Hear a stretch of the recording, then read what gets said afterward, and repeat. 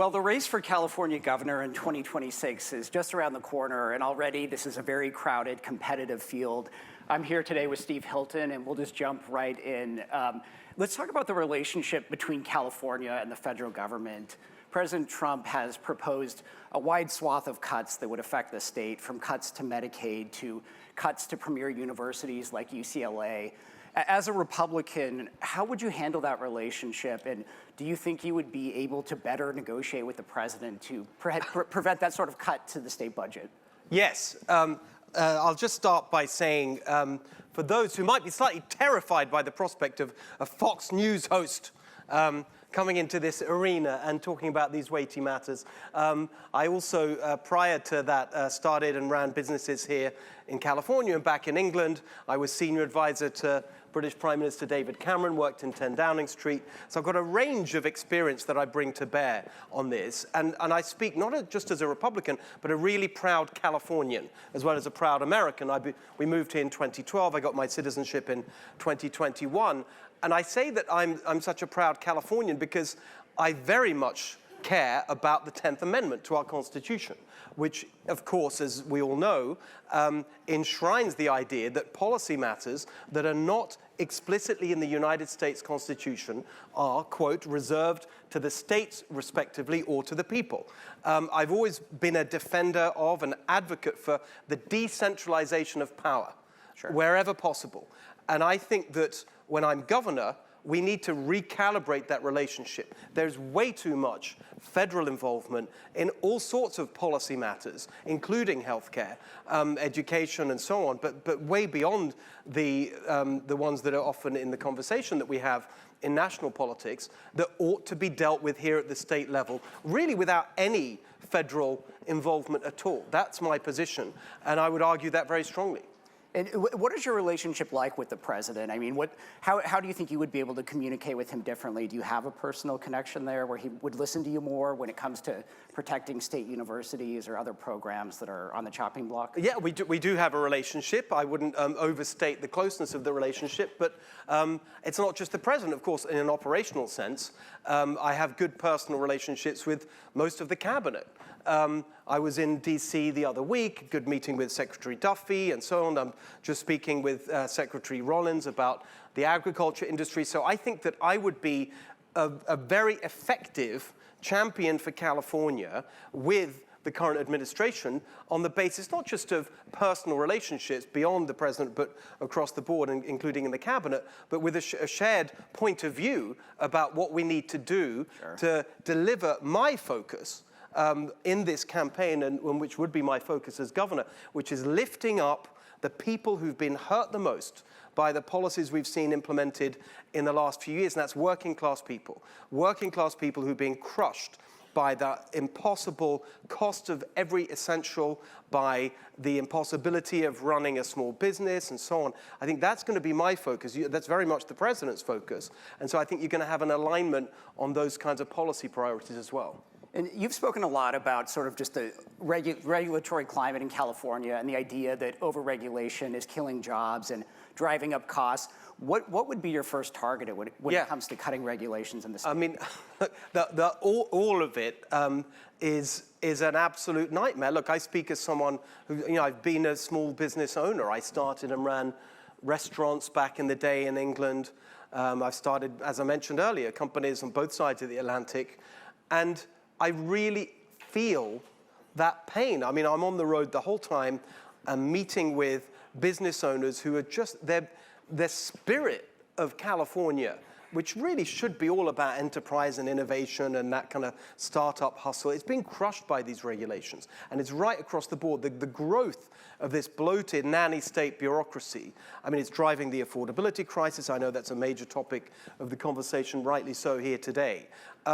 And so I think that the answer is there's not a particular, this regulation or that regulation. The entire edifice of bureaucratic bloat that's accumulated, often accidentally, in the sense that no one, I think, sat down and said, right, we're going to build the most cumbersome, intrusive, Sure. cost-increasing, soul-destroying bureaucracy anywhere in America. We're going to deliberately do that. I don't think anyone sat down and did that. But this is what happens when you have one-party rule with no real alternative thrown into the mix, legislation passed at a rate that is just astonishing to people in other parts of the world, let alone in other parts of America, just thousands of bills. All of these add to the edifice of regulation. And so what you really have to do is just get in there and have an attitude of, all of it needs to be challenged. I mean, I've argued for a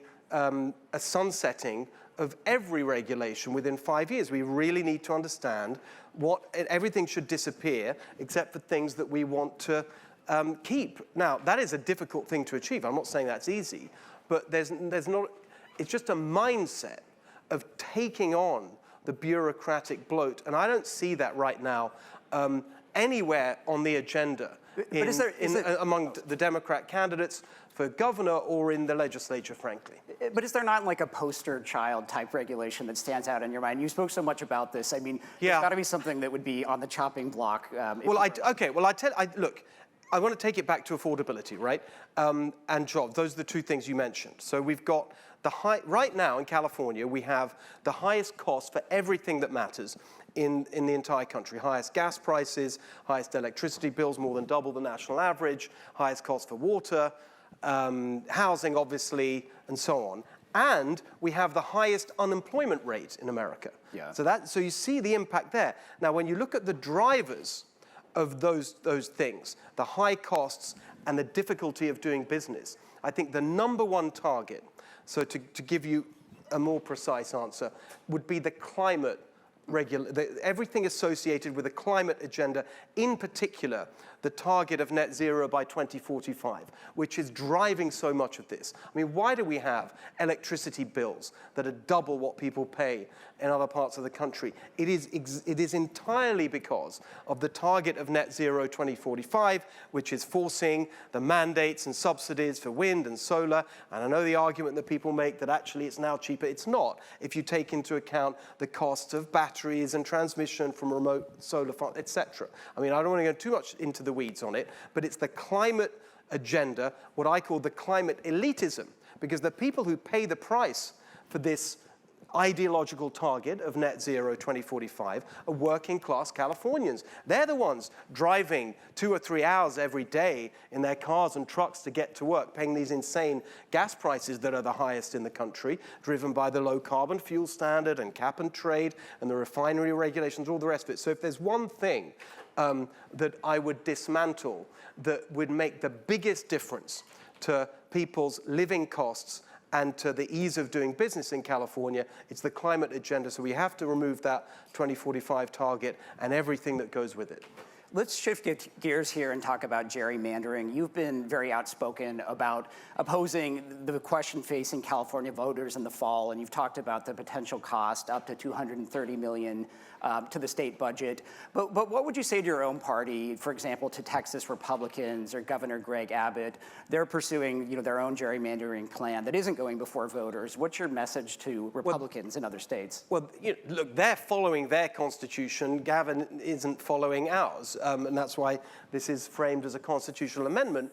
But I will be filing a lawsuit next week on another aspect of the constitutionality that hasn't been addressed. On the Texas, no, do you think it's justified? I totally agree that politicians shouldn't draw their own maps, 100%. Anywhere, not just in California, but in Texas. Totally agree with that. And so, but let's remember something. In this conversation, often the point is made that, oh, well, California has independent redistricting. We voted for it in 2008 and 2010, Citizens Districting Commission, independent districts, and so on. Well, yes, that's nominally what we have, but if you look at what actually exists in California today, we are grossly gerrymandered today in California. The point's been made many times. We have, even in you take the average Republican statewide vote over the last 20 years, it's just over 40%. Let's call it 40% Republican vote in California. Republicans have 17% of the House seats. If you look at the numbers of votes it takes to elect a Republican to Congress in California compared to electing a Democrat vote in California today for the House of Representatives, today, even before this further gerrymandering, a Democrat vote is worth 3 times as much as a Republican vote. Roughly 200,000 or so votes to elect a Democrat to the House, around over 600,000 to elect a Republican. That's today. And now, to make it even more gerrymandered to the point where for 40% of the votes, Republicans would have 6% of the seats, and a Democrat vote would be worth 8 times a Republican vote. How is that in any world fair or reasonable? It's not. And so it sounds like what you're saying is the existing independent redistricting commission that you think they haven't been fair. They've gerrymandered the map. They have. It's obvious. You can see it by the results. I mean, I'm sure they would argue that they did the best that they could, but if you look at the process, and I've spoken to people who've been involved in the process, you know, the lawyers that they hired, the people that they hired to do the maps and all the rest of it, and you could also criticize the Republican Party, perhaps, for not fighting more strongly. I don't know. I wasn't here then, but I think that you just look at the results, look at the outcome of what's happened, it is absolutely clear that we already have a highly gerrymandered map here in California, and now the idea that we make it even worse, I think is completely unacceptable. You're comparing the percentage of statewide Republican votes in a statewide election to individual district elections. I mean, is that outright? No, it shouldn't be. No, it's not supposed to be. Well, it's not supposed to be directly proportional. We don't have proportional representation. I agree with that point. But I'm going to go back to the Constitution. Both the state Constitution and the federal Constitution both have an equal protection clause. And if you look at all the case law, you look at both the language of the Constitutions and the case law associated with this particular issue, the equal protection clause, insofar as it relates to districting and maps, is very clear that the principle there is one person, one vote. And one person, one vote has been interpreted repeatedly in case law to mean that districts should have roughly equal populations so that votes have roughly equal weight. And we don't have that in California. And with these maps, where they're doing it without any kind of reference to population movements. I mean, look, there's been a lot of population movements in California since the last census. Millions of people leaving the state, driven out by the high costs and the hassle of living here. You've had lots of migration within the state, people leaving cities and so on. None of that is taken account of in these new maps. And so that violates the principle of one person, one vote, equal value. And that's the basis of the argument that I'll be bringing next week. Let's move on to public safety. You were a supporter of Proposition 36, the ballot measure that increased penalties for a lot of theft and drug-related crimes. Quite a few Democrats supported that bill as well, but the state has since that was adopted, not put funding towards implementing the law. Yes. But on the flip side of that, crime is going down in a lot of cities. Major cities like Los Angeles and San Francisco have seen their crime stats go down for the last several years. Do you think it's still necessary for there to be a more aggressive crackdown with heightened penalties, given that crime is on the decline in so many places? Well, so first of all, let's just remember that most Democrats opposed Prop 36, including Gavin. And just to be specific on where we are with the implementation, I think that, I mean, this is an oversimplification, but, you know, part of Prop 36 was about penalties and the criminal justice aspect, and the other part was about treatment for addiction and mental health and so on. And it's that part that has not been implemented and funded properly. And I think that is a real scandal, particularly when we were told that there's no money for Prop 36 for mental health and for addiction treatment, but suddenly there's $250 million for redistricting. Look, on crime more broadly, I think that all the evidence, and I've worked on this issue for 30 plus years, all the evidence that's ever been conducted in terms of research on this shows that the most important factor for getting where we want, which is just lower crime, less crime, for deterring crime from happening in the first place, the most important factor is the certainty of punishment. rather than necessarily the scale of the punishment or the nature of it. It's the guarantee that if you commit a crime, you're going to be apprehended, you're going to be prosecuted, and you will be held accountable. It's the certainty of that that is most important. Now, that's what's been eroded over the years. Now, look, it's a very decentralized issue. Of course, you have mayors and sheriffs and police chiefs and so on. There's a lot of dispersed authority over crime, which is quite right. I agree with that. In terms of what the governor could do and what's happening at the state level, I think the number one factor here has been the prison closure program. Because as a result of what is it, 4 state prisons being closed, a 5th about to be closed, what you've seen is a combination of dangerous, violent criminals being released early, fiddling around with the parole criteria in order to get people out, and perhaps even worse than that, being transferred to county jails, which are totally overcrowded, in totally inhumane ways, in barbaric ways often, because, you know, I was talking to a sheriff the other week in one of our counties, and he was explaining to me that basically, he said half the people in his jails, in his county jails, have severe mental health problems. So it connects to the other part of this issue, which is because we're not providing adequate mental health treatment, we're ending up treating people who should in jails, and they're overcrowded, and the whole thing is a mess. So I think one thing that we can do in order to guarantee that certainty of punishment and accountability, but also rehabilitation, because that's another part of what people should be, what should be happening in our prisons in our lives, is rehabilitation. You can't rehabilitate prisoners if they're so overcrowded and so on. And so I think we need to expand, we need to reverse the prison closure program, expand prison capacity so that we can deliver that kind of accountability and rehabilitation.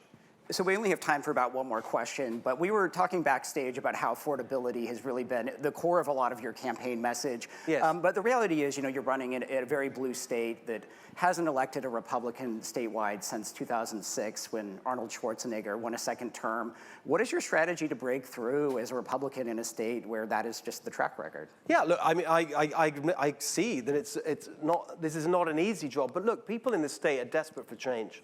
You look at the polling, it's been very consistent. Big majority of Californians say, look, we can't go on like this.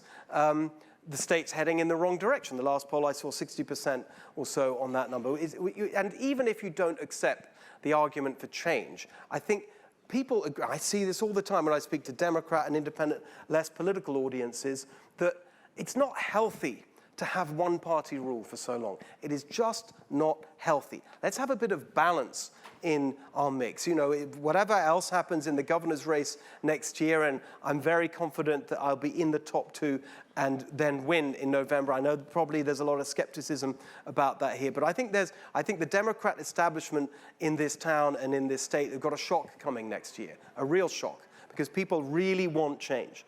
And I think that, however, when I deliver the change in terms of this race, you're still going to have Democrat control in the state legislature. You're still going to have Democrats in control in our largest counties and our cities. That doesn't look like it's going to change. So we're going to have a bit of balance, and I think that is healthy in any democracy. And I think it's an argument that I think will be increasingly powerful as more attention focuses on this race as we move into next year. And I'm very confident that we can make this state what it should be, which is the absolute best of America, the best place to start and raise a family, to start and run a business. As the theme of my campaign is to make this beautiful state truly golden again. That's the plan, and I think people are really going to be responding to it next year. Okay, Steve Hilton, thank you so much for your time. Thank you very much. Thanks, everybody. Great chatting with you. Thank you. Thank you.